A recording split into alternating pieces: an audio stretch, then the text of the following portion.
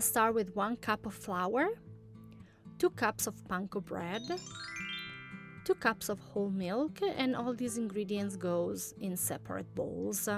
Then in the flour we're gonna add 1 teaspoon of garlic, paprika, and onion powder.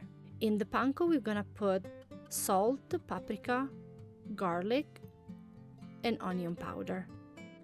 And then we're gonna mix all the ingredients together.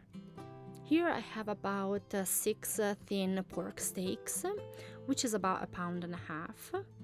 And I'm gonna dump them first in the flour, then in the milk, and as a final step in the panko bread.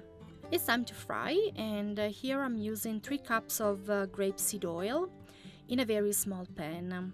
The reason why I'm using a small pan is just because it's much more practical and easy to clean up. What I am looking for in a pork Milanese, a steak, it's a nice golden brown, very crispy outside layer. The temperature of the oil is between 350 to 375.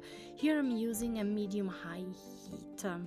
The pork Milanese is ready when it passes 165 Fahrenheit of temperature. After I am done checking the temperature, I lie them on some paper towel to absorb the excess of oil. Last step, I want to show the inside of the steak, which is cooked right.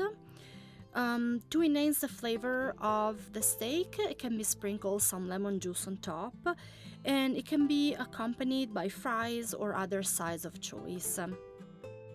I hope this recipe was helpful. Thank you so much for watching.